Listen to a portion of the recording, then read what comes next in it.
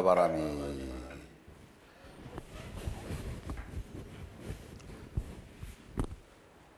그럼 내일 인원이 한 명이 지금 5명이 필요한데, 그래가지고 5명이 필요한데, 예, 4명이 돼 있어? 예, 4명은 그 4명이면 예, 한 사람이 나레이터와 제일 역할이 적은 안 한다. 안 한다를 예. 그걸 맡으면 돼. 한 사람이. 여자는 하나,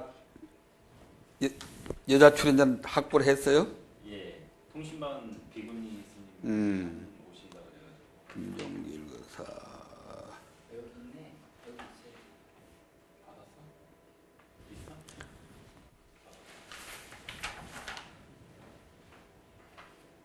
그래 이거.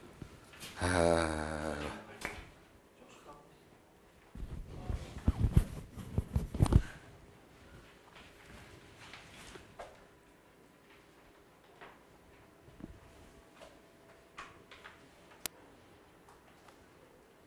토요일 날 10분 발표해보니까 어때요?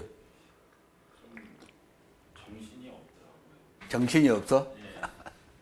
앞에 서서 발표를 하긴 했는데 생전 처음 해보니까. 예, 그 제가 이제 가져온 거를 원래는 보면서 해야 되는데 그거는 전혀 안 들어가고 눈에 잘 안 들어와. 예, 눈에 안 들어와서 제 생각을 그냥 생각만 한 거거든요. 연습을 하는. 그래서 그게 꼭 그렇게 연습이 꼭 필요한 거라고. 오늘은 강의 1 만인의 불교 만인의 깨달음 5페이지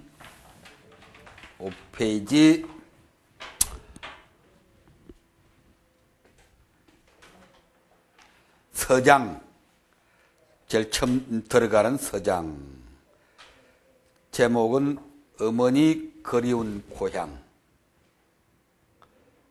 아름다운 이야기. 그래서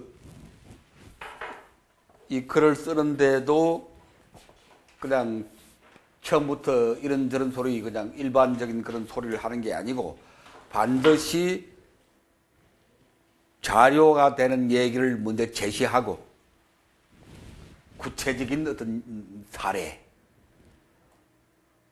먼저 제시하고 그 다음 이제 그 강의를 전개하는 그런 형식을 취하고 있습니다. 설법할 때도 누누이 강조했지만 뭐 인생이란 뭐냐 뭐 불교가 뭐냐 그렇게 일반론으로 들어가면 금세 그냥 사람들이 외면해 버리니까 반드시 구체적인 사례를 먼저 얘기하고 그걸 이어서 전개를 해야 된다. 그건 하나의 아주 테크닉이니까 테크닉. 대중을 설득하고 이끌어가는 테크닉이니까 그것은 꼭 그렇게 해야 됩니다. 이 제 서장의 사례는 뭐냐? 그 타이틀을 아름다운 이야기 그렇게 해서 전개를 했는데 붓다의 길 목숨 걸고 찾아가는 길. 김종일 교수 한번 읽어봐요. 그. 붓다의 길, 목숨 걸고 찾아가는 길. 2007년.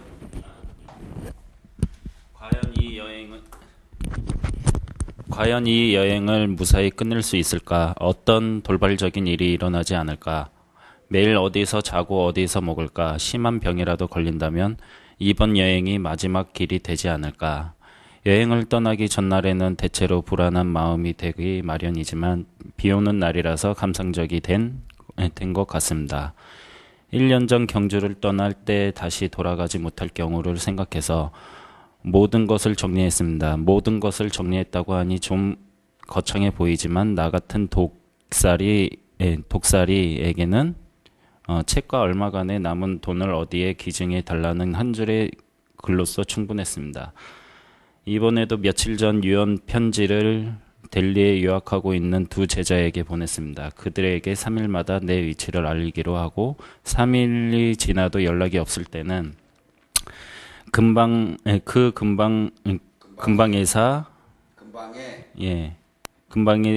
사고가 발생한 것으로 알고 지역 경찰에 가서 시체를 찾을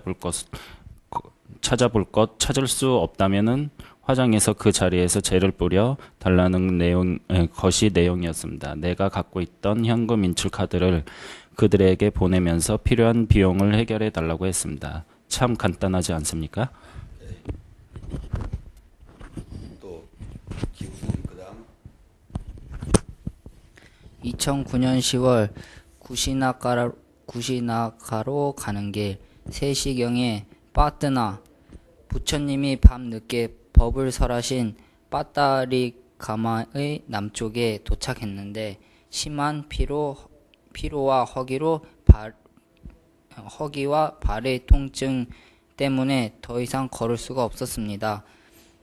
나머지 부분은 다음 날 채우기로 하고 릭사를 잡아 시내로 들어갔습니다. 5시쯤 돼서야 호텔에 여장을 풀었습니다. 아픈 발을 살펴보니 발가락이 한쪽에 3개씩 심하게 탈이 나 있었습니다. 빠뜨나에서 하루 머물면서 휴식을 취하지 않을 수 없었습니다.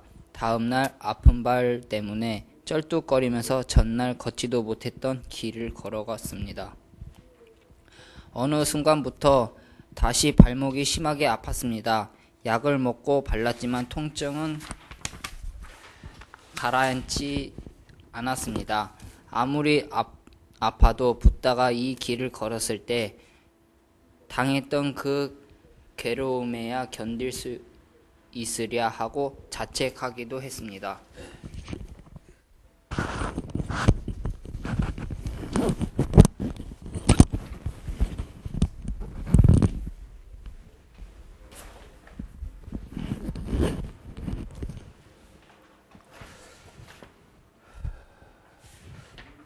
조금 전에 읽은 그 글을 들으면서 이제 한번 우리가 생각을 해보자. 그 생각해보는 부분을 푸른 숲터 거닐면서, 이제 푸른 숲터를 거닐면서 명상해 본다. 뭐 그런 취지입니다. 1. 고향 노래, 어머니 노래 부르면서. 1. 유언 편지를 써놓고 길을 떠나는 호진 스님. 조금 전에 읽었던 그 일기는 호진 스님이 쓴 일기입니다. 호진 스님이라고 그러면 여러분도 잘 모를 텐데, 우리나라 스님으로는 처음으로 파리 소르본 대학에서 박사학위를 받은, 지금 70세에 가까운, 70세가 조금 넘었을까? 그런데 하여튼 스님 가운데서는 파리 소르본 대학에서 박사학위를 처음 받은 그런 분이고, 동국대학교에서 이제 평생 교직을 잡으시다가 60세가 넘어서 스스로 내놨어요, 이 양반이. 65세까지 정년이 보장되어 있는데, 이 호진 스님은 후진들에게 길을 내줘야겠다. 젊은 박사들이 많은데 이 늙은이가 가로막고 있으면 안 된다. 그래가지고 정년퇴직 한창 남겨놓고 스스로 물러나신 그런 의미에서는 아주 훌륭한 인물인데, 이 양반이 이 앞에 보니까 2007년에 인도 성지순례를 갔습니다. 한 2년여에 걸쳐서 이제 그 편지를 이 일기는 인도에 가서 성지순례를 하면서 한국에 있는 친구한테, 호진 스님의 친구니까 여기 스님이에요. 상당히 잘 알려진 스님인데 그 친구 스님한테 보낸 편지입니다. 이걸 이제 책으로 모은 건데 그걸 우리가 읽었습니다. 그래서 유언 편지를 써놓고, 아까 제일 처음 편지는 자기 인도 순례 갈 때 다 정리했다고 그랬잖아요. 그러니까 보통으로 우리가 그냥 성지순례 가는 것하고는 기본적으로 다른 자세로 왜 그렇게 유언 편지를 써놓고 가느냐. 이 스님은 부처님이 걸었던 그 길을 자기 발로 걷겠다고 생각을 하고 갑니다. 요새 인도 성지순례 가면 비행기나 버스 타고 달리거든. 대부분. 뭐 대부분이 아니라 다 그렇지 뭐. 뭐 걸어서 다니려고 그러면 그 몇 년 걸려도 안 되니까. 그런데 이 호진 스님은 부처님이 걸었던 그 길을 내 발로 걷겠다. 그런 결심을 하고 하기 때문에 발로 여행하다 보면은 언제 어떤 일이 닥칠지 모르잖아요. 인도는 치안이 아주 불안한 나라입니다. 우리나라는 치안이 좋은 나라지. 이게 세계에서 뭐 통틀어서 말하면 A급. 요새는 범죄가 많이 일어나고 성폭행 그런 것도 많이 발생하지만 그럼에도 불구하고 우리나라 전체적인 치안 상태는 세계 A급입니다. A급. 그건 우리가 자랑할 만한데 미국도 불안하기 짝이 없어. 미국 LA 몇 번 갔더니 저녁에는 나다니질 못해. 낮에도 혼자서는 이 대로를 걸어가지 못합니다. 낮에도. 저녁에는 아예 그건 생각도 못해. 언제 총에 맞아 죽을 줄 모르고.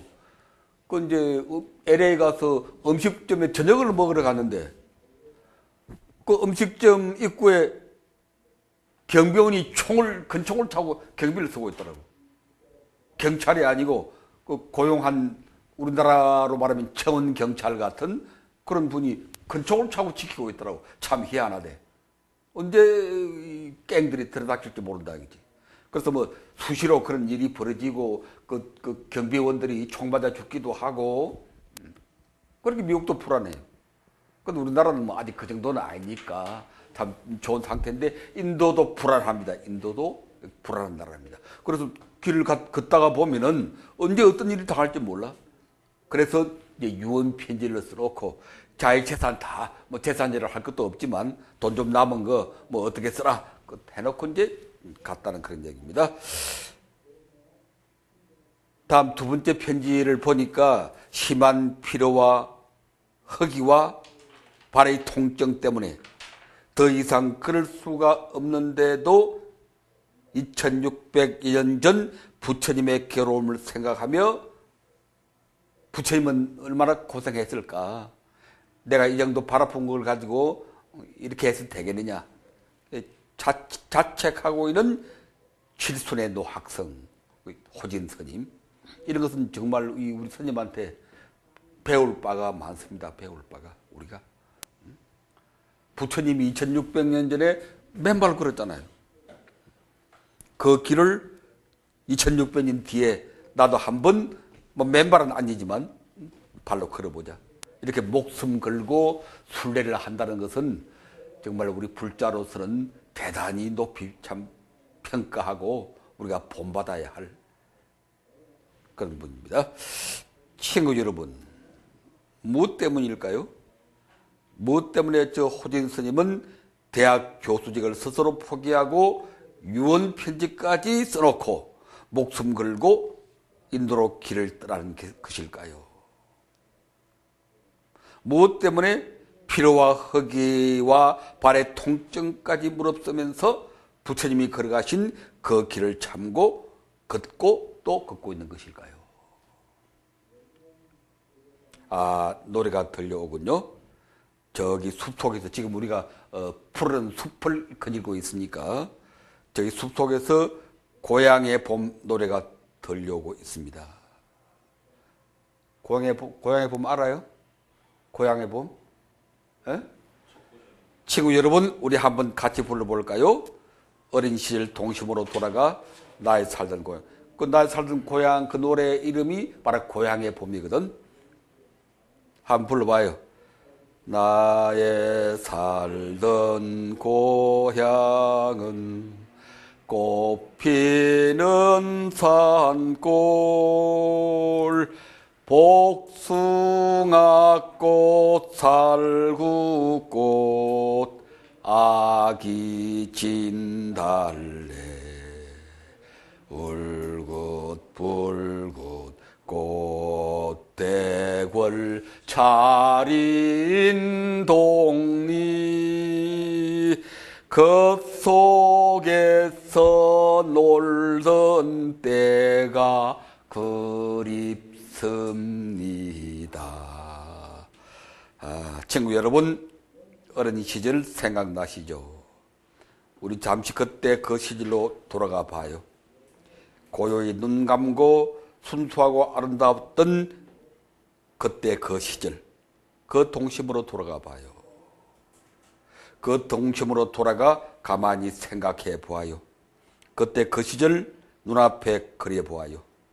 맑은 고향 하늘에 그리운 사람들 그려 보아요. 뭐 서울 사는 젊은이들은 고향이라는 게 없지, 고향이라는 게. 그치? 고향 있어? 서울이지. 또 서지문 여기지. 그러니까 젊은 친구들한테는 고향이라는 게 없어. 그래 고향 얘기하면 우리 집에 뭐 애들도 뭐 그렇고 뭐 응? 이상하다고 이렇게 쳐다보더라고. 근데 나 정도 이제 나이가 된 사람들은 다 참 그때 그 시절에는 고향이 다 있고 고향의 어린 시절이 다 있고 그런 것입니다. 친구 여러분, 누가 보입니까? 고향이 없는 사람들한테 이렇게 말하면 잘 와닿지를 않을 텐데. 근데 어릴 때는 다 있으니까 어릴 때를 가만히 이렇게 생각해 보면은 나의 살던 고향을 불렀던 그 어린 시절 이렇게 생각해 보면은 누가 제일 먼저 떠올라요? 동네 친구들. 또 선임은? 나무들. 여기 봉사 이 일대 나무들. 근데 대부분은 이제 나이 좀 든 분들 얘기겠지만 대부분은 이제 어머니 생각이 날 겁니다. 이거 어머니, 우리 어머니. 다음 페이지. 그렇군요, 어머니시군요. 어머니 얼굴이 우리 눈앞에 다가오시는군요. 지금 어머니가 살아 계신 분들은 뭐 이런 생각이 간절하게 나지 않을지 모르지만 나이 좀 되고 어머니가 부모님이 돌아가신 분들에게는 이런 순간이 아주 가슴에 와 닿을 겁니다. 환하게 관세음보살님 같이 얼굴 가득 미소하시며 다가오시는 어머니. 친구 여러분, 우리 어머니 노래 한번 적어보아요. 하얀 종이 위에 매년 어버이날 부르던 어머니 노래 한번 적어보십시다. 잘 기억이 나지 않는다고요? 그렇더라도 한마디 한마디 더듬어가며 여기 이 백지 위에 써 내려가 보십시다. 이 백지를 고향 하늘 삼아서 한자 한자 써 내려가 보십시다. 어머니 노래 생각나요? 에? 근데 그 다음 보면 이제 앞부분은 써놨는데 나실 때 괴로움 그 어떻게 되나? 나실 때 괴로움 다 잊으시고 그렇게 되죠. 기르실 때 급하게 빠졌네. 기르실 때 밤낮으로 애쓰는 마음 진자리 마른 자리 가련이시며 손발이 다 닳도록 고생하시네. 1절에 이렇게 되어 있죠. 하늘나라의 그 무엇이 높다 하리요 엄니의 사랑 바위 없어라 뭐 그렇게 되는데 목이 메는군요. 가슴이 떨려서 더 부를 수가 없네요. 나이 70이 넘어 이제 어머니의 모습도 아무런 나도 이런데 여러분은 오죽하셨겠습니까? 친구 여러분, 어머니가 무엇입니까? 대체 어머니가 무엇이길래 이렇게 머리가 하얗게 새버린 늙은이도 어머니 생각하면 눈물이 나는 걸까요? 이렇게 주책 없는 어린애가 되고 마는 것일까요? 지금 우리가 공부하는 이 글은 책을 지금 우리가 미리 공부를 하고 있는 건데, 우리가 설법을 할 때도 이런 식으로 전개한 것이 좋다는 것을 지금 말하고, 대중들 모아놓고 법회를 할 때도 이제 우리가 틀에 박힌 법회를 깰 때가 됐어요. 지금 절에서 하는 그 법회 보면은 10년 전, 우리가 처음 시작할 때 한 50년 전에 하던 그 법회 그 모습 그대로 지금 하고 있거든. 이게 참, 어떻게 보면 참 답답하기 짝이 없는 한국 불교의 현주소. 법회하는 게 뻔해요, 그냥. 모여서 천수경 좀 읽고, 또 스님이나 법사가 법단에 나가서 몇 마디 이렇게 하고, 또 기도 좀 하고 사홍설하고 이렇게 끝나는데, 그런 법회 과연 대중들에게 감동을 줄 수 있느냐?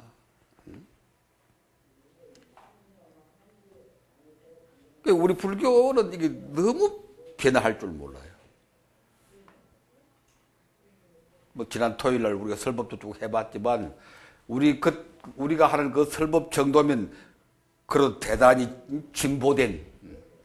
그런데 실제로 전에서 하는 그 설법 들어보면은 토요일 날 우리가 했던 그 설법에 훨씬 미치지 못하는 이런 소리 저런 소리, 어떻게 보면 잡담 비슷하게 하기도 하고, 또 어떻게 보면 알아듣지도 못하는 지도 모르는 소리 그냥 쭈글쭈글 하기도 하고, 대중들과 전혀 교감도 안 되고, 저런 사람 졸고 떠든 사람 떠들고, 이런 식의 설법. 어제 보니까 우리 마을에 이제 그 교회가 하나 있는데, 지난 토요일이구만. 그전에 토요일 날 이제 집에서 이렇게 전철로 나가는데, 그 교회 마당에 보니까 젊은 애들이 수십 명이 모여 있어. 아마 중고등 학생쯤 되는 애들이. 그 교회 마당에 수십 명이 모여서 뭘 하는지 있더라고. 그걸 보고, 자, 교회에는 저렇게 젊은 애들이 모인다. 교회는. 근데 우리 절에는 젊은 애들 찾아볼 수가 없잖아. 학교 다니는 학생들은 고사하고, 직장 다니는 젊은이들도 찾아볼 수가 없거든. 1년에 한두 번 초파할 때나, 그냥 얼굴에 빗금 내미는 정도지, 젊은 애들이, 청소년들이 교회에 와서, 자기들 어떤 생활 공간을 삼는다고 하는 거 보고 참 부럽구나. 근데 우리 절은 전혀 그렇지를 못하거든. 남아는 사람들도 물론 많이 안 오지만, 젊은이들, 젊은 아이들, 어린이들, 아예 발걸음자도 참 들여놓지 않는. 왜 그렇게 됐을까? 그 이유 가운데 하나가 틀에 박힌 법회입니다. 틀에 박힌 법회, 틀에 박힌 구태의인한 설법. 아무 감동도 주지 못하는. 근데 교회 가면은 그 사람들이 열심히 연구해가지고 그 사람들 그걸 예배라고 그러지, 예배. 그 예배 형식도 다양하게 하고, 그렇지? 노래도 같이 하고 말이지. 또 초청해서 간증 같은 것도 하면서 같이 눈물도 흘리고, 이렇게 다양하게 그 사람들은 참 접근하는데, 우리 불교는 왜 이렇게 변화를 모르고 60년, 70년에 하던 그 법회 스타일 이제 바꿔야지. 강남 스타일로 바꿔야 돼. 강남 스타일로 바꿔야 된다고. 강남 스타일이 왜 그렇게 세계적인 인기냐? 완전히 그냥 격을 깨버렸거든, 격을. 완전히. 신나게 그냥, 말씀 들으면서 신나게 누구든지 할 수 있으니까 그렇게 매덕이 탁 화로하면서 모여들거든. 그러니까 우리 불교는 전통 지킨다고, 전통 지킨다고. 뭐 좀 바꾸자 그러면, 전통에 어긋난다고. 그러니 아무도 참 감동받지 못하고 매력을 느끼지 못하고 찾아오지 않는 책을 써도 마찬가지라. 불교 책 보면은 지루하기 짝이 없고, 그 책도 좀 새롭게 써보자. 대중들하고 공감하고 같이 만날 수 있는 그런 책을 써보자. 뭐 저자가 자기 생각만 이렇게 지루하게 늘어놓는 그런 책 가지고는 안 되고, 여기처럼 같이 노래도 하고 생각도 공유하는 뭐 그런 방식을 지금 제시하고 있는 것입니다. 7. 진자리 마른 자리 가련니시며 손발에 다 닳도록 고생하시네. 친구 여러분, 이 노래 가사가 부처님께서 설하신 무슨 경?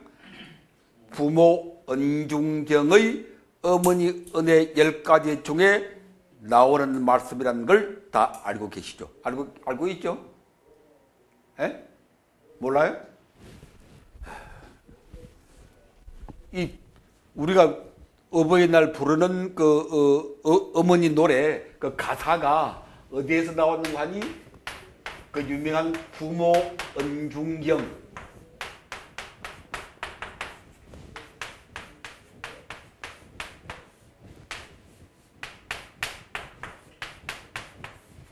이 경 들어봤어요?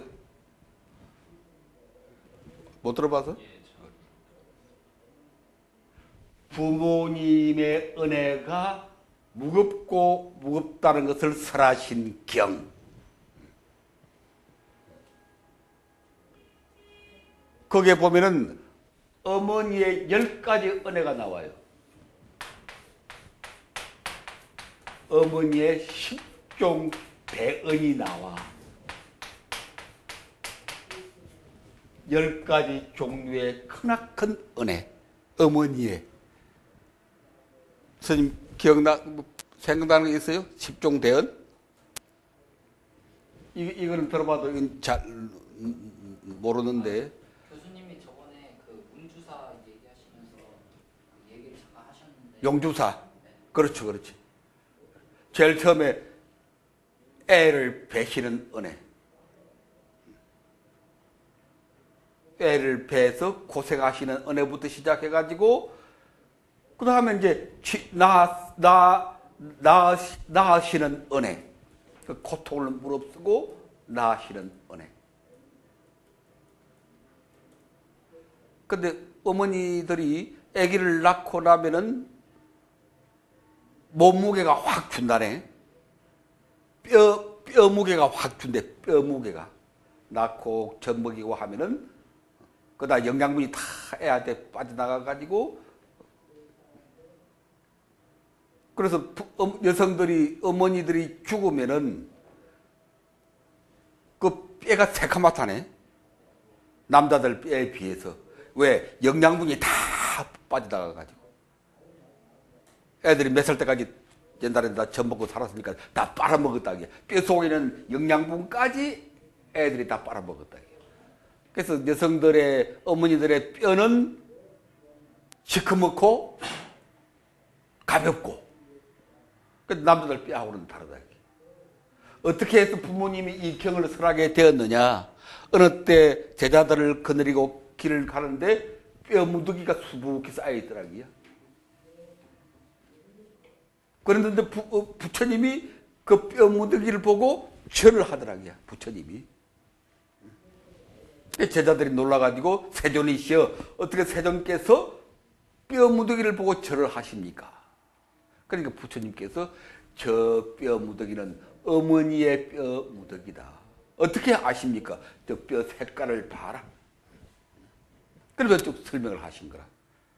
부모님이 어머니가 애를 봐서 배에서 10달 배설리고 낳고 젖 먹이고 또 나중에 자식들이 장성할 때까지, 아니 그 이후까지 어머니들이 노심초사하고 걱정하고 그러느라고 뼈 영양분이 다 빠져서 이렇게 시커먼 뼈가 되었다.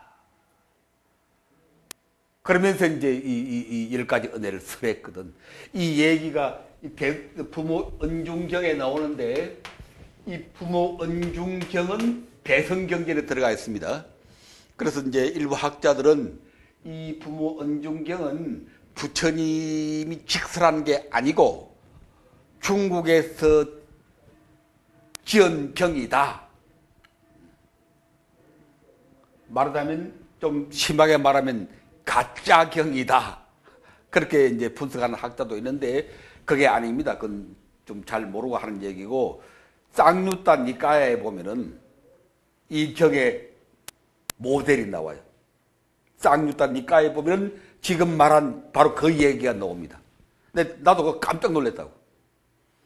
나도 오랫동안은 이 부모 은중경이 중국에서 지어진 좀 심하게 말하면 가짜경이다 라고 생각하고 있었는데 쌍류따 니까를 읽어보니까 그 얘기가 나오더라고. 지금 말한 그 얘기가 나오더라고. 그래서 이게 아니구나. 우리가 대성경전을 함부로 폄하하고 불설이니 아니니 정말 외람된 짓이구나. 10가지 은혜를 이렇게 나열하지는 않았어요. 10가지 이 은혜를 나열하지는 않았지만 그 상황이 나온다니까. 쌍주사니까에. 그래서 이게 참 족보가 있는, 뿌리가 있는 경입니다. 그 경에 보니까 이제 진자리, 마른자리, 가련이시고 그게 나와요. 또 그 다음에 썬 것은 삼키시고 단 것은 먹이시고 그게 다 그 경에 나와. 그게 지금 어머니 노래 가사가 되어 있단 말이에요. 보세요. 계속해 갑니다. 7페이지. 이 노래를 지으신 양주동 박사, 이 정도는 좀 알아놓으세요. 우리 불교인들. 어머니 노래의 가사가 부모 은중경에서 나왔고 지금 그 부모 은중경이 수원 용주사의 판으로 잘 보존이 되어 있고 그 판에 그림을 그렸는데 부모 은중경도를 그렸는데 유명한 누가 그렸는가 하니 단원 누구? 단원 누구요? 이름이 뭐예요? 단원 선생. 작년인가 재작년에 그 KBS 드라마 신의 하원인가? 바람의 하원인가?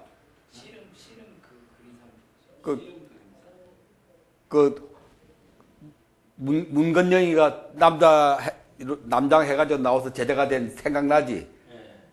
그 서성이 누가 서성 역할을 했더라? 신의 어? 아니 그 그림 그리는 건데 그 신의 하원인가 무슨 뭐 하원에 그 하가가 누구지? 호가 단원이라 단원. 단원이라 그러면 알아야 들어야. 김홍도. 단원 김홍도 선생이 그림을 그렸어. 열 몇 장을 그려놨어. 경천머리에. 그걸 어디에서 보존하고 있는 거 아니? 수원 용주사에서 보존하고 있습니다. 그래서 수원 용주사를 효행의 본찰이라 그렇게 불러요. 효도의 본찰이다. 그 정도는 우리가 아는데 이것을 가사로 어머니 노래 가사로 만든 분이 동국대학교 국문과 교수로 날리던 양주동 박사라고 들어봤어요? 못 들어봤지 또. 지금 세대들은 잘 모를 텐데 우리가 대학생 때 우리나라의 천재 교수 가운데 한 사람이라. 양주동 박사라고 우리나라 향가를 연구한 자기 스스로 자기를 보고 나는 국보다고 그랬어. 나는 국보다. 남이 그런 게 아니고 자기 스스로 나는 국보 아무개다 그렇게 말할 정도로 대단한 그런 인물인데 이 양반이 쓴 책 글입니다. 그가 이 부모 은정경을 읽고 감동하여 그 말씀을 따서 어머니 노래를 작사한 것입니다. 어머니를 그리워하는 부처님의 마음은 우리들과 다를 바가 없군요. 그러니까 어머니 노래 나오는 그 가사는 부처님의 마음을 읊은 가사입니다. 그게. 태어난 지 1년 만에 어머니 무슨 부인? 부처님의 어머니 마야 부인을 여였기 때문에 어머니 그리는 부처님 마음이 더 간절했을지 모릅니다. 우리가 부처님을 연구하는데 이 사실은 꼭 기억해야 될 중요한 사실입니다. 부처님께서 탄생한 지 1년 만에 어머니를 여겼다.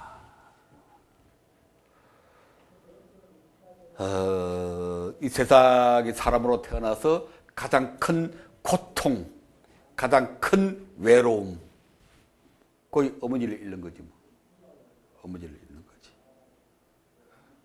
그래 부처님은 1년 만에 어머니를 참 저도 한번 제대로 물어보지도 못하고, 이런 사실이 부처님의 인격 형성 과정에 어떤 영향을 미쳤을까?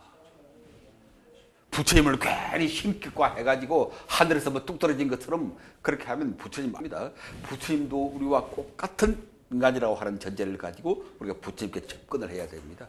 그래야 부처님을 이해할 수 있고 부처님의 삶에 우리가 공감할 수 있고, 그런 생각이 없으니까 부처님 삶에 우리가 공감을 못 하잖아. 마치 신처럼 뭐 그렇게 온갖 신통 조화를 다 부리고 뭐 그런 인물로 생각하니까 부처님 삶에 우리가 감동을 못 받거든. 그런 게 아니라 부처님도 우리와 같은 인간이라. 그러면서 그런 삶을 살아내셨다는 거, 우리가 정말 그 앞에 머리를 숙일 수밖에 없는 거지. 그런 인격이 형성되는 과정에 이 어머니의 상실, 이것이 어떤 작용을 했을까? 이 부정적으로 작용하면 애들이 빗나가 버리잖아요. 그렇지. 어머니 없이 자란 애들, 그 모성 결핍, 이게 여러 가지 그냥 정신적 질환으로 나타나고 성격 장애를 일으키고 그런 일이 많은데, 그 부처님은 곧다마는 그러한 장애를 잘 극복했다. 그런 것을 우리가 알아야 합니다. 이게 그 마야 부인을 기르는 게 아니고 키워준 이모를 기르는. 그렇지. 마야 부인은 이제 1년 만에 돌아가시고, 그 동생, 그러니까 이모지. 이모가 키워서 빠다빠띠 부인. 그리워할지도 모르는 거. 응? 그분을 그리워하는 마음을 쓴 거였지. 곧다마가 빠다빠띠 부인을 그리워하는 마음. 그렇지. 낳으신 어머니, 길러주신 어머니. 그런 것을 생각하고 우리가 접근해 가야 됩니다. 8. 요즘 많은 사람들이 부처님을 찾고 있습니다. 또 초기 불교, 초기 불경을 찾고 있습니다. 이건 우리가 쭉 그동안 공부를 해왔으니까 초기 불경에 나오는 부처님을 찾고 있습니다. 이건 참 매우 다행스러운. 오랫동안 우리 한국 불교는 부처님을 몰랐거든. 초기 불경에 나오는 그 부처님, 말하자면 서가모니 부처님을 우리는 오랫동안 몰라왔어요. 그게 이제 대성불교의 약점이기도 한데, 대성불교는 무슨 불을 내세웁니까? 대성불교는 무슨 불을 내세워? 제일 가운데 앉아있는 석가모니가 아니지. 본존불, 법신불. 이름이 뭐야? 청정법신, 비로자나불. 그 해인사람 어디 큰 절에 가도 가운데 비로자나불이 탁 앉아있거든. 그 옆에 서가모니 불이 앉아있거든. 그래서 그 말은 무슨 말인가 하니, 우리 대성불교는 이 인간 붓다를 상실했다, 그렇게 말할 수 있습니다.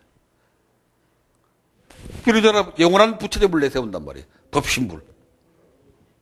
부처님은, 서가모니는 겨우 무엇에 불과합니까? 1100억 화신에 불과하다야.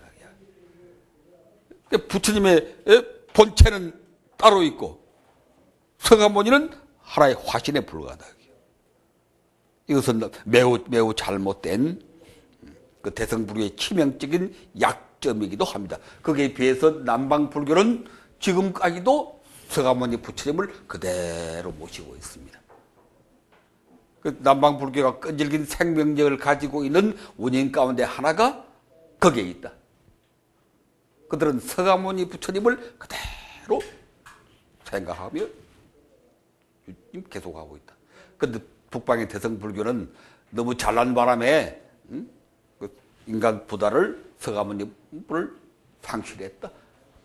그런 것을 우리가 지적할 필요가 있는데 다행히 최근에 와서 이제 그 부처님, 그 서가모니 부처님을 찾고 있습니다. 우리가 어머니 노래를 부르며 어머니를 그리워하듯 많은 사람들, 많은 불자들이 초기 불경의 부처님 곧 붓다 서가모니를 그리워하고 있습니다. 우리가 부처님 이름을 어떻게 불러야 할 건가? 이것도 우리가 이미 다 얘기를 했어요. 흔히 곧다마 붓다 그런 말 많이 쓰죠. 근데 그 말은 옳지 않다고 내가 얘기했죠. 곧다마란 말은 이미 다 우리가 정리한 건데 나도 얼마 전까지 나도 최근까지 이 말을 많이 썼다고. 곧다마 붓다. 우리나라에서 이 명칭을 가장 먼저 쓴 사람 가운데 하나라 내가. 곧다마 붓다. 근데 지난 오래전에 쓴 책 보면 다 이렇게 내가 써놨다고. 곧다마 붓다, 곧다마 붓다. 그렇게 했는데 최근에 이제 보다 깊이 이 연구를 해보니까 곧다마 붓다란 말은 초기 경전에 안 나옵니다. 그럼 초기 경전에서는 뭐라고 나오느냐? 부처님. 그냥 붓다라고 나와요. 그냥 붓다. 그냥 붓다라고 나오고 부를 때는 뭐라고 불러요? 제자들이 부를 때는 세존이시여. 그 초기 경전은 주로 세존이라는 이름이 많이 나옵니다. 세존이시여. 부처님이라고 할 때도 그냥 붓다. 근데 초기 불교에서는 부처님이 한 분이 아니고 여러 분이라고 하는 것을 주장합니다. 초기 불교에서는 그걸 다불설이라고 그래. 다불설. 부처님이 여러 분 계시다. 뭐 1학년 때 여러분 배웠을 텐데 이거. 부처님이 여러 분 계시다고 하는 게 남방불교의 주장 가운데 하나입니다. 흔히 과거 몇 분이 계셨다? 에? 과거 7분이 계셨다.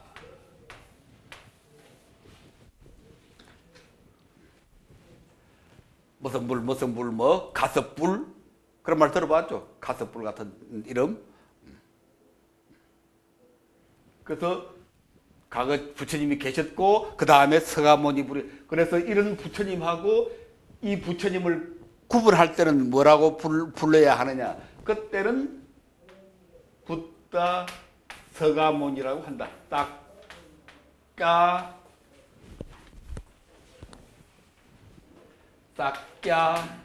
싹꺄무니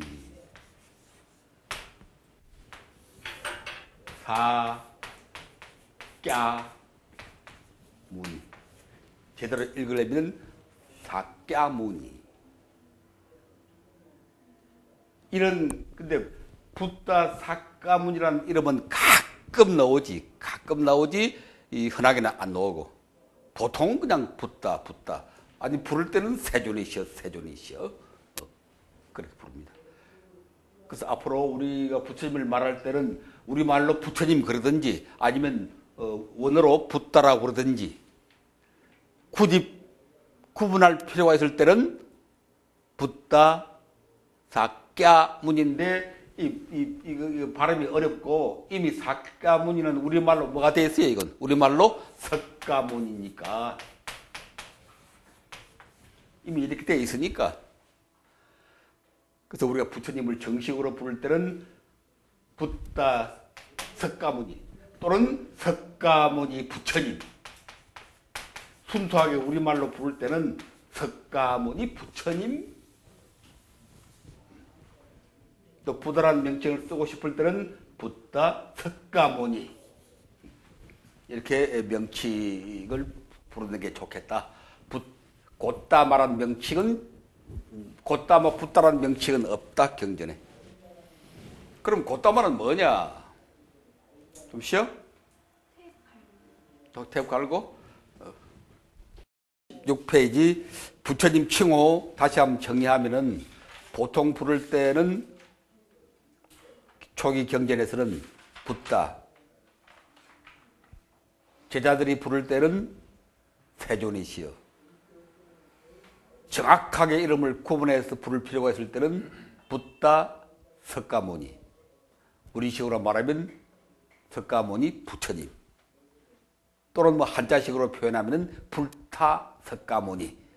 근데 우리가 붓다라는 이름을 많이 쓰는 게 좋을 것이기 때문에 붓다 석가모니 그렇게 표현했습니다. 그리워하고 있습니다. 얼마 전까지만 해도 부처님보다는 조사를 더 중요하고 그랬죠? 요새는 많이 나아졌어. 그래도 우리 공부할 때만 해도 절에 가서 스님들 설법 들어보면은 부처님은 아예 안 나오고 무슨 뭐 육조 해령 대사니 뭐 달마 조사니 뭐 맨날 그 조사 얘기만 나왔어. 부처님 상실이라니까 그게. 초기 불경을 소성경전이라고 폐마하던 매우 용감한 분들이 많았지만 부처님의 말씀에 가장 가까운 초기 경전을 소성경전이라고 그랬으니까 부처님이 소성이라는 얘기니까 참 그야말로 용감한 분들이지. 그래도 지는 대성이라고. 이제는 불교는 부처님의 가르침이며 초기 불경이 우리 불교의 근본이며 뿌리라는 엄연한 역사적 사실을 다 인정하고 있는 것이지요. 늦었지만 얼마나 다행한 일인지 모릅니다. 우리 학인들 가운데, 동방 학인들 가운데 아직도 이 사실을 분명히 정리하지 못한 분이 있다면은 이 기회에 분명히 정리해야 됩니다. 불교는 부처님의 가르침이고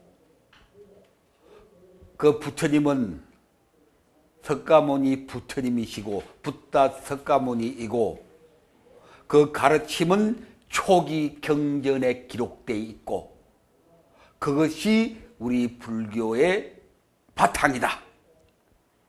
이건 누구도 부정할 수 없다. 대성불교가 아니라 뭐 대대성불교라도 이 사실을 부정하면은 이미 그것은 불교가 아니다. 그것은 분명히 정리를 하고 넘어가야 됩니다. 9. 친구 여러분, 무엇 때문일까요? 왜 이렇게 부처님을 지금 우리가 많이 찾고 있는 것일까요?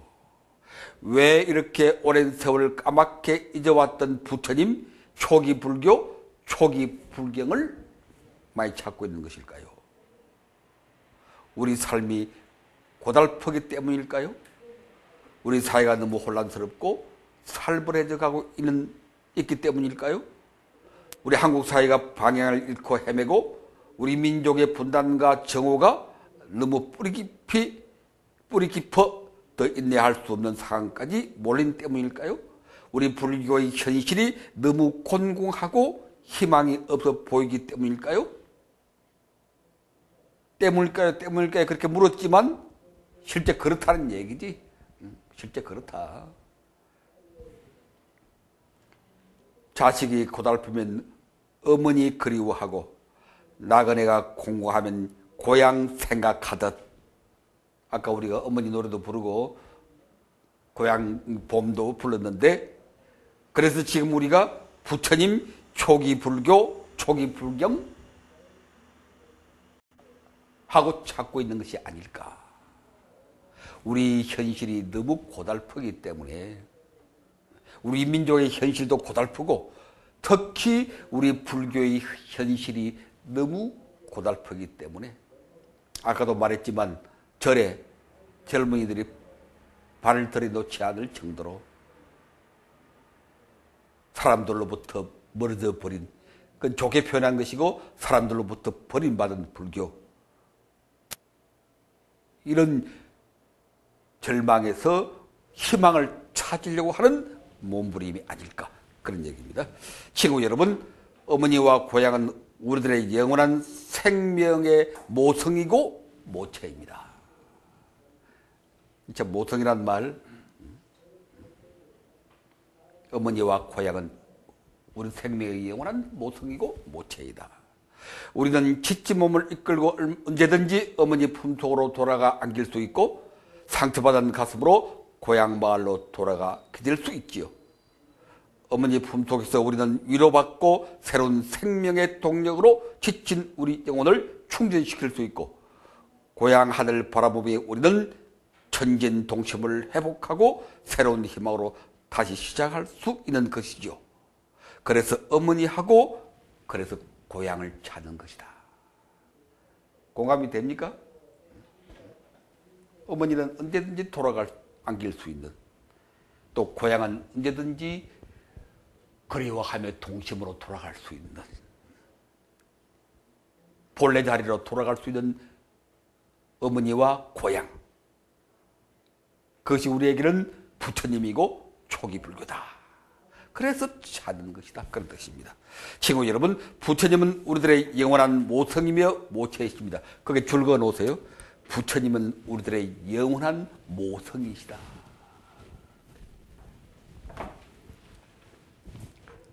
네, 요새 와서 가만히 생각해 보는데, 인류를 구원할 수 있는 마지막 귀처가 어딜까?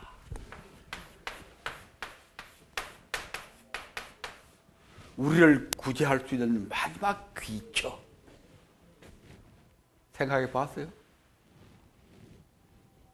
우리는 불자니까 어레이 뭐라고 그러겠어요? 어레이 뭐다? 우리는 불자니까 귀불 하잖아. 뭐다? 부처님이다.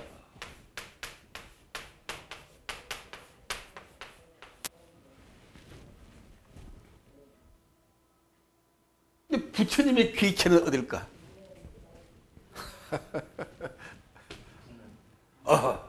옳거니 부처님의 고향은, 부처님의 기초는 어머니다. 모성이다.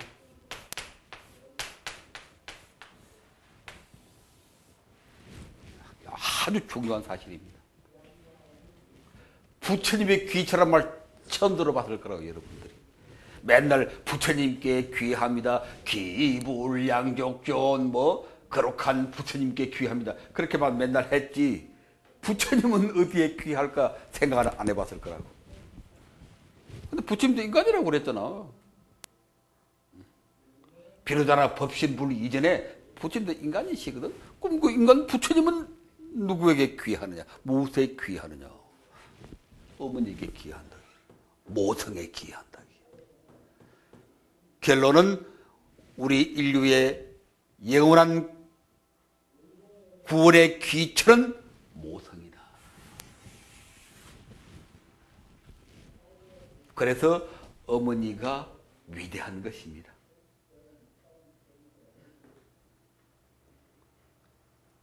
사람들이 자나깨나 언제든지 잊지 못하는 분이 누구예요? 어머니잖아. 괴롭고 슬플 때 제일 생각나는 게 어머니잖아. 나이 70 있는 거 80이 돼도 항상 생각나는 게 어머니거든. 아버지가 아니라.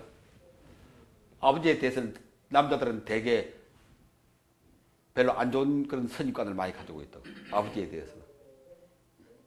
아버지가 막 야단치고 막 무섭게 하고 막 그러거든. 그러니까 그게 어릴 때부터 그래가 딱 박혀 있단 말이야. 근데 어머니 하면 누구든지 천하의 나쁜 살인마도 어머니 생각하고 눈물 흘린다. 이 사실을 우리가 잘 알아야 합니다. 대성불교에서는 이 모성이 누굽니까?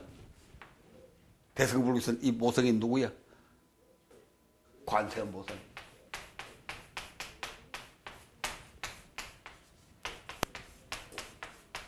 또는 지장보살. 근데 지장보살은 되게 남성으로 표현되어 있죠? 지장보살은. 근데 이제 여성으로 표현된 가장 대표적인 분이 관세음보살이거든. 관음신앙이 왜 그렇게 보편화되어 있는가? 관음기도가 왜 그렇게 보편화되어 있는가? 그 이유를 발견할 수 있죠.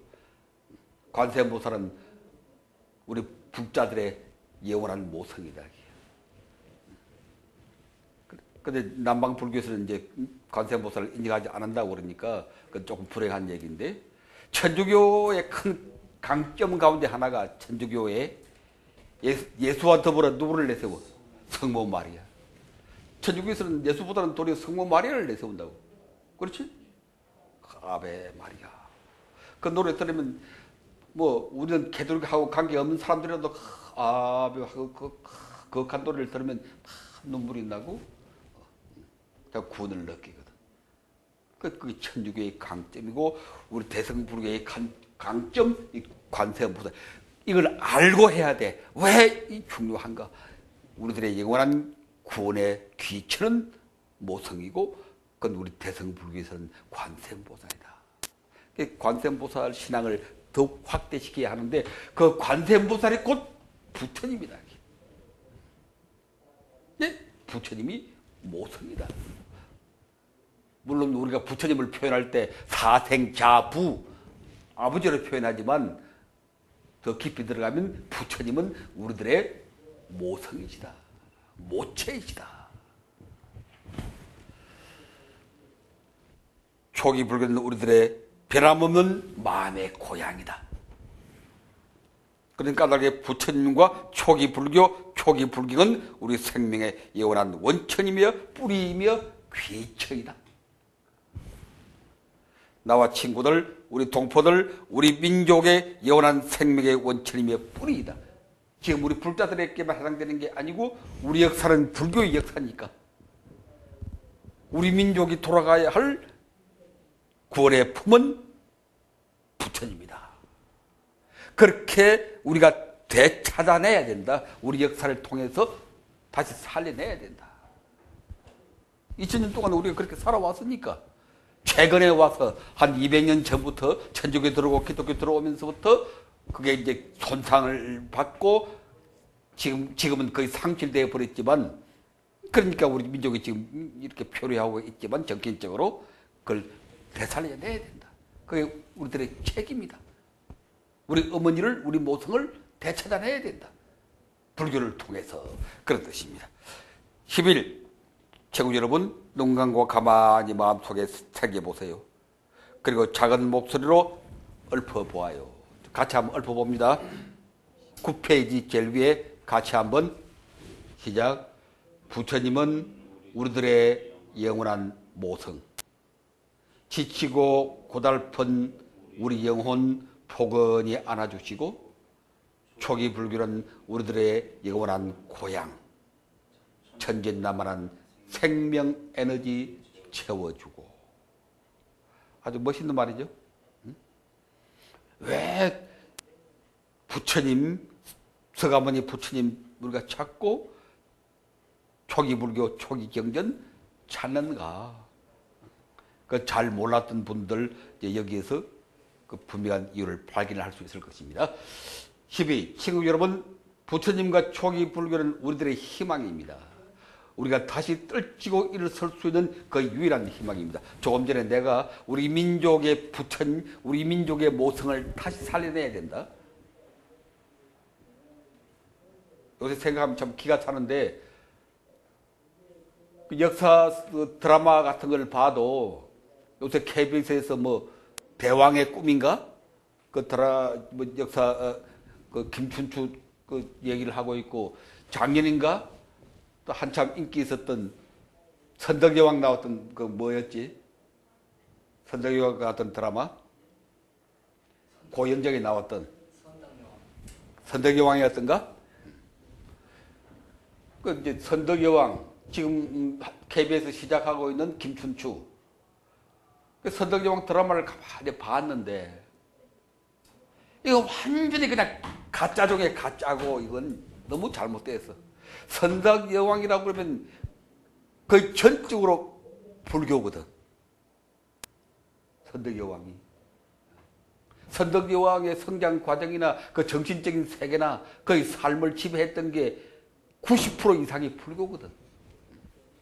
선덕여왕이 뭘 만들었어요? 황룡사, 분황사. 선덕여왕 하면 이 불교를 떼놓고 생각할 수 없는 선덕여왕의 이름이 뭐더라? 덕만인가? 그렇거든? 그 이름이 어디서 왔는 거니? 성만에서 왔단 말이에요. 성만. 성만 하면 뭐 생각나요? 무슨 부인? 무슨 경? 성만경.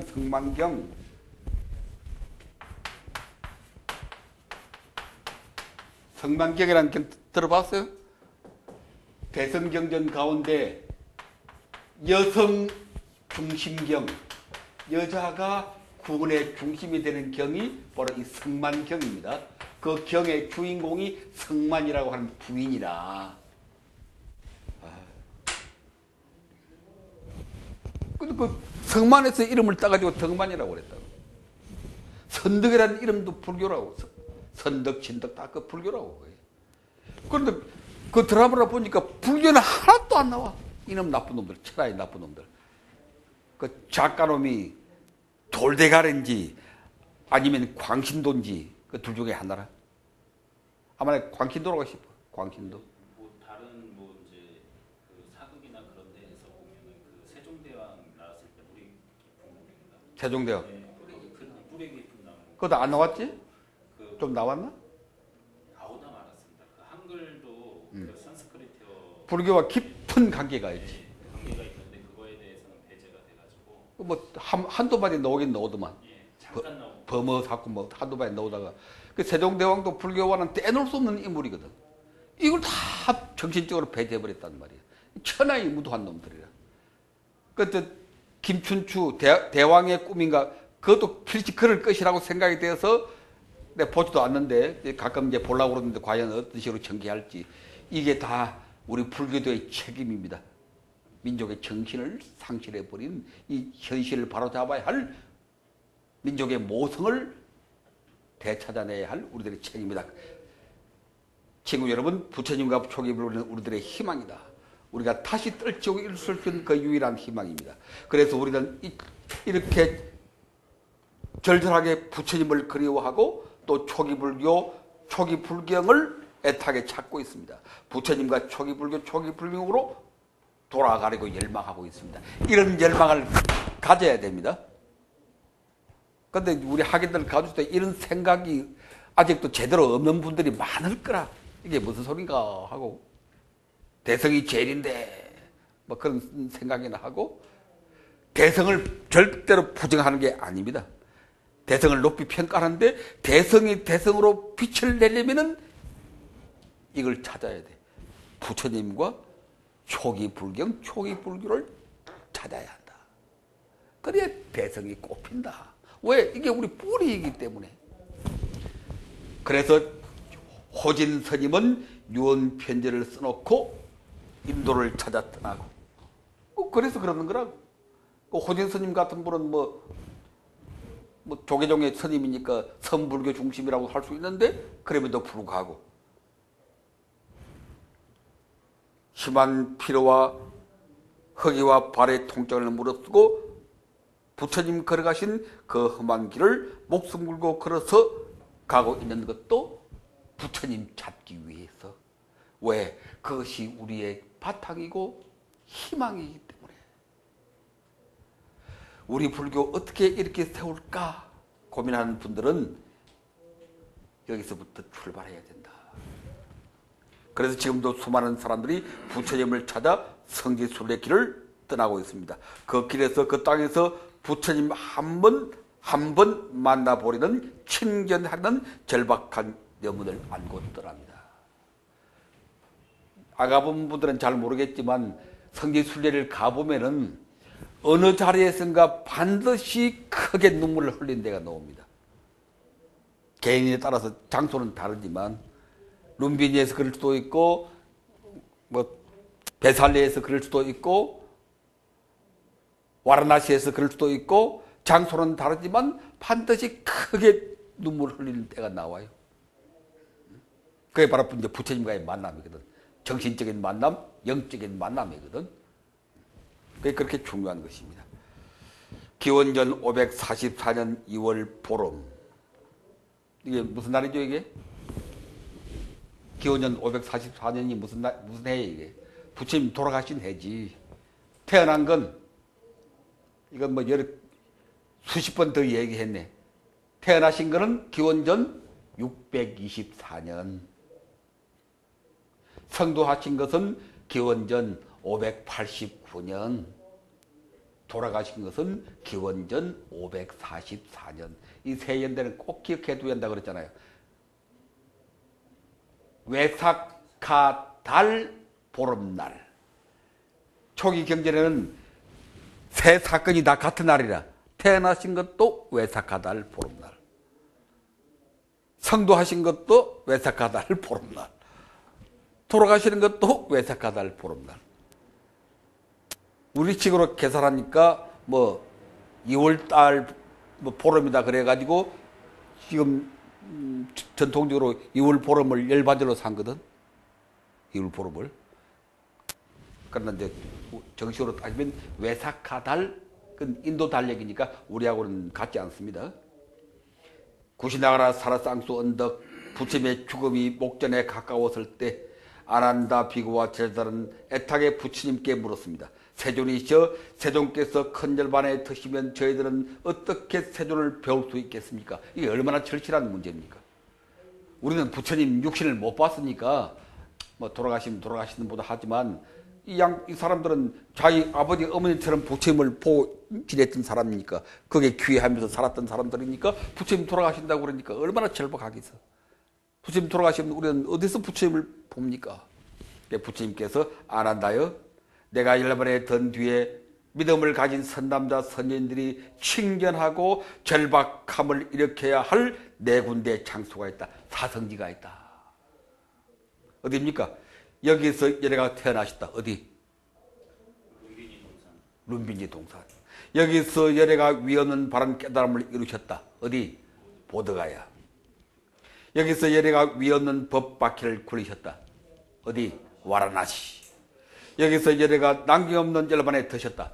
구시나가라. 4대 성지, 탄생지, 성도지, 초전 법륜지, 열반지. 보드가야, 지금 이제 그걸 보드가야라고 그러고, 옛날에는 우리나라에서 붓다가야라고 그랬고, 붓다가야. 근데 붓다가야라는 말은 뭐 경전에도 없는 말이니까 보드가야. 보드가야. 그 경전 출처까지 딱 그 인용을 해놨으니까 대반열반경에 나옵니다. 그래서 우리 불자들이 이 성지를 순례하는 것은 반드시 해야 될 어머니 찾아가는 길이다. 3. 이 얘기를 다시 이어서 15, 13, 9페이지 제일 밑에 부처님에게로 돌아간다. 초기 불교로 돌아간다. 10페이지로 넘어갑니다. 친구 여러분, 이것이 무엇일까요?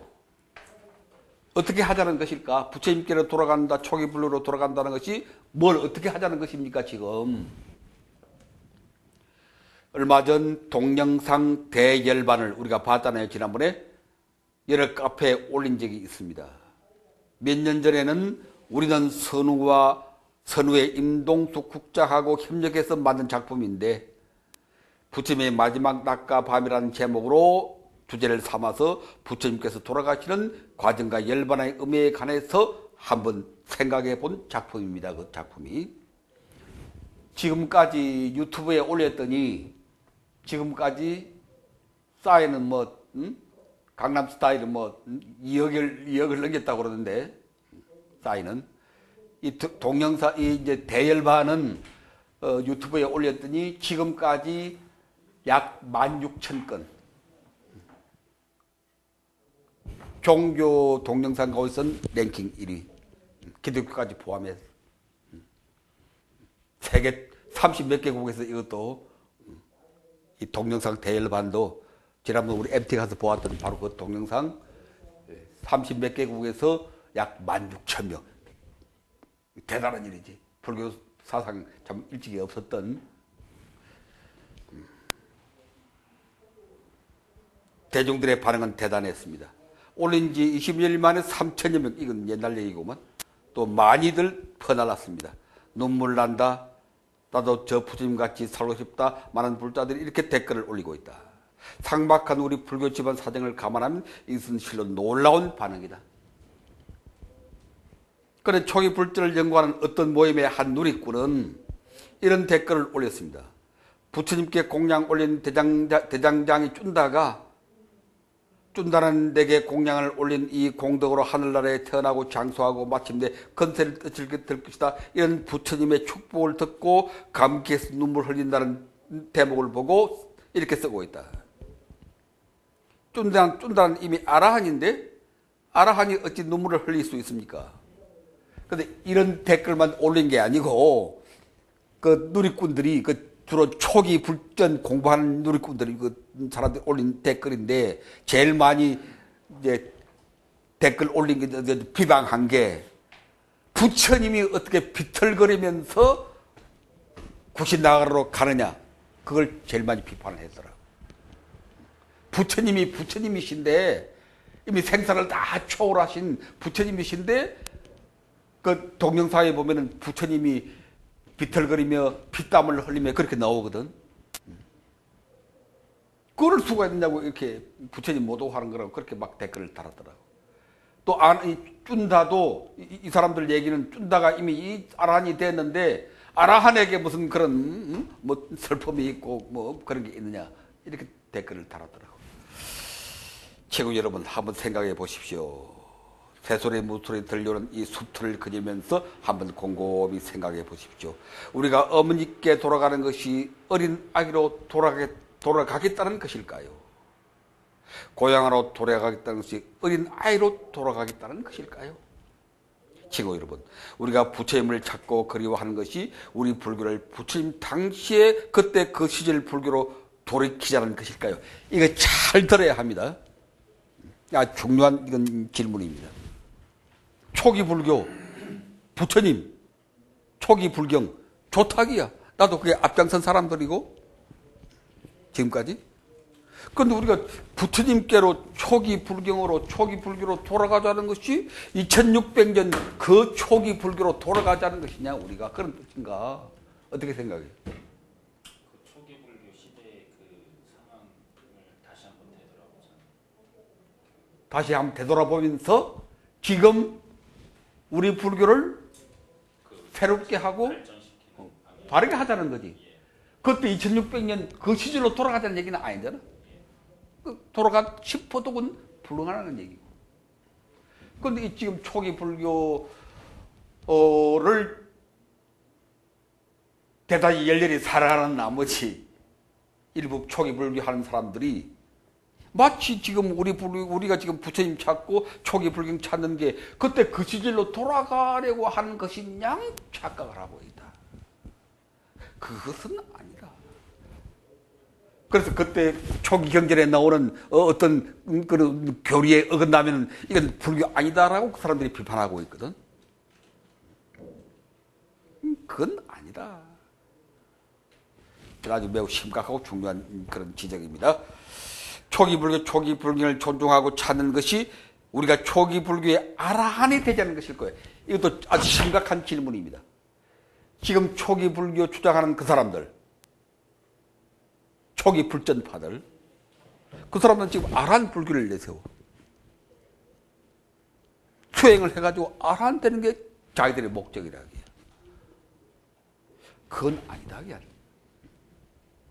그건 아니다. 이렇게 말하면 또 대단히 또 덤빌 거라고 또 이렇게 말하면 덤빌 거라고. 그건 아닌 건 아니다.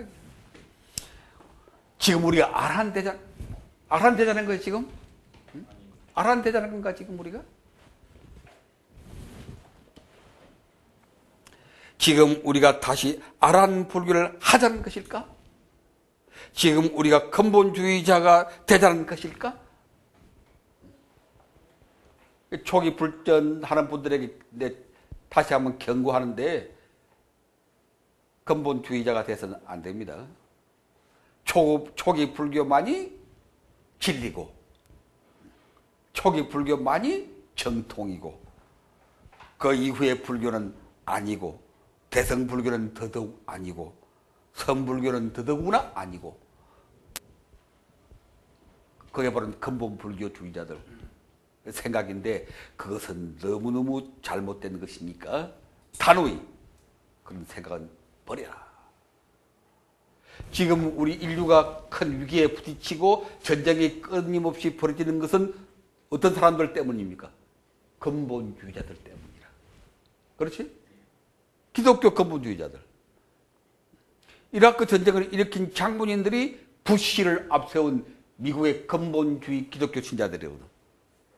그건 이미 학자들이 공공연히 분석을 해놨어. 지금 또 중동에서 벌어지고 있는 이 끊임없는 전쟁, 테러. 그건 누구 때문입니까? 이슬람 근본주의자들. 근본주의자들은 절대 타협이 없습니다. 저희들만이 정통이다. 저희들만이 근본이다. 남을 인정하지 않아. 지금 미국을 잡고 있는 실세들이, 마크의 실세들이 이 근본주의자들이라. 기독교 근본주의자들이라. 그 힘이 우리나라에까지 뻗치고 있다. 우리나라 교회도 근본주의자들이 많습니다. 우리나라 교회도 좀 열린 교파들도 있지만 우리나라 기독교를 지배하는 자들은 보수적인 근본주의자들이에요. 미국 세력들하고 연결이 되어 있다. 그래서 한국에서 오로지 기독교만을 내세우겠다. 불교는 완전히 떨어버리겠다. 그게 근본주의자들의 입장입니다. 남을 용납 못합니다. 초기 불전하는 분들이 잘못되면 근본주의자들의 유혹에 빠지니까 부파불교도 잘못되었다. 대성불교는 더더구나 잘못되었다. 그래서 한국 불교는 대성불교이기 때문에 이건 정통이 아니다. 오로지 초기 불교만이 정통이다. 이것은 매우 잘못된, 우리가 부처님을 찾고 초기 불교를 찾는 그 근본 정신과는 어긋나는 것이기 때문에 다시 한번 경고합니다. 근본주의자가 돼서는 안 됩니다. 초기 경전만이 부처님의 근본 진리다. 다른 것은 인정할 수 없다. 이렇게 주장하는 것은 근본주의자로 돌아가자는 것일까요? 남방불교로 돌아가자는 것일까? 지금 일부 초기 불전파들은 그렇게 주장하고 있죠. 남방불교로 돌아가자고 주장하고 있어, 실제. 그렇지? 남방에 가서 스님 개 다시 받아와. 우리나라 개 받은 사람들이, 비구니 개 받은 사람들이 남방에 가서 미얀마나 스리랑카에 가서 다시 그 비구니 개를 받아온다고. 왜 가니까 인정을 안 해주더라고요. 한국 불교는 인정을 안 해주더라고요. 다시 비구니를 받고, 어떤 사람은 옷도 남방 성인들처럼 이상한 옷, 봤지 그런 사람들. 이건 웃기는 짓이라. 우리가 어떻게 아라한 불교로 돌아갈 수 있고 우리가 어떻게 남방 불교로 들어갈 수가 있느냐. 시공의 차이가 얼마나 많은데. 정토종이. 정토종? 어때? 아니, 그쪽인가 해가지고 그 승복이 검정색이라 지금 말씀하신 뭐 또 남방 흉내내는 사람도 있고 또 이상한 흉내내는 사람들도 가끔 있고 그런다고. 그래서 이것은 아니다. 이것은 아니다. 또 아라하는 피도 눈물도 없는 목석일까요? 아까 쭌다가 괴로워했거든. 부처님 자기 때문에 돌아가신다고. 그래 부처님이 불러서 축복을 내렸거든. 그러니까 아까 말했잖아요. 쭌다가 벌써 아라한이 됐는데 왜 괴로워할 리가 있느냐. 그래서 내가 하는 말이 아라한 피도 눈물도 없는 목석이냐 아라한이. 아니 부처님은 병도 들지 않고 늙지도 않는 목석이냐 부처님이. 그랬더니 초기 불전파들이 자기들이 경전을 찾아봐야겠대. 진짜 부처님이 그렇게 비틀거리며 가시는지. 근데 이거 여러 번 얘기했는데 경전에 나와 있다. 경전에. 뭘 쏟으며? 붉은 피를 쏟으며. 뭐에 걸려서? 이질에 걸려서. 대반절방기에 딱 그대로 나와. 붉은 피를 흘리는 이질, 그걸 뭐라고 그랬어요? 적리라고 그랬지. 적리. 붉은 피. 이질, 입자.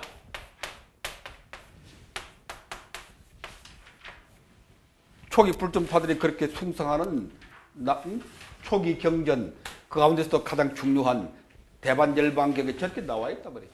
정리에 걸려서, 정리란 말은 붉은 피를 사하는 이질이란 뜻이거든. 고통을 참고 견디면서 갔다 그렇게 나와 있어. 문자 그대로. 그래, 고통을 참고 견디면서 가는 사람이 씩씩하게 걸어갔겠어? 이렇게 힘들게 비틀거리면서 당연히 가는 거지. 뭐 말라 하면서, 목말라 하면서. 그 대반절방에 보면 나는 목이 마르다 그런 얘기가 계속 나와.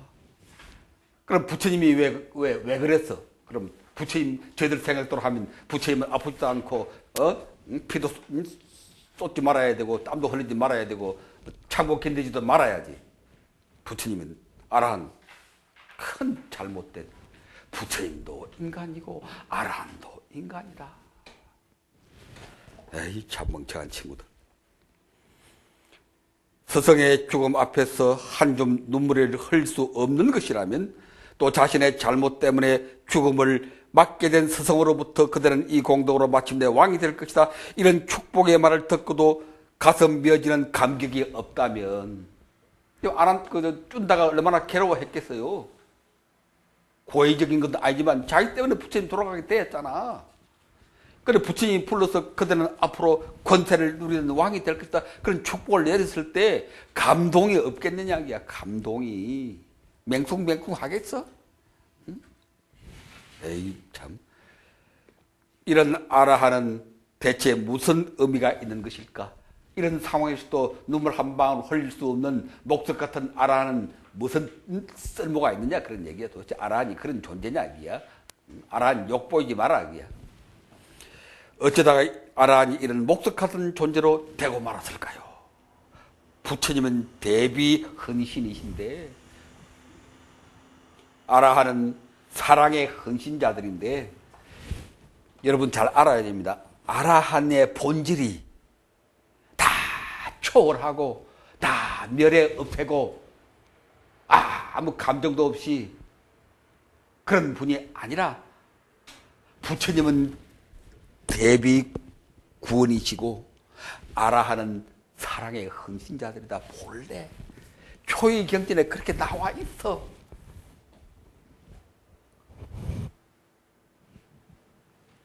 대비는 눈물인데 그 빗자가 무슨 빗자예요 그게? 그 빗자가 무슨 빗자지? 슬퍼할 빗자거든. 슬퍼하면 당연히 뭐가 나와? 눈물이 나오는 거거든. 그게 불보살님은 항상 뭘 흘리고 있어요? 눈물을 흘리고 있잖아.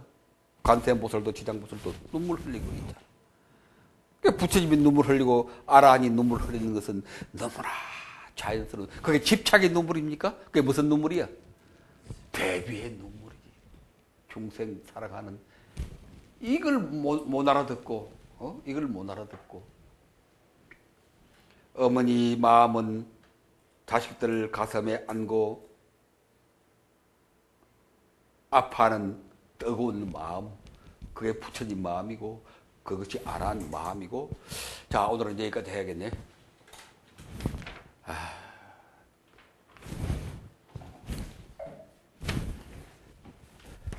내일은 잘 준비를 하시고 네. 마반야 바람에 행복하십시오.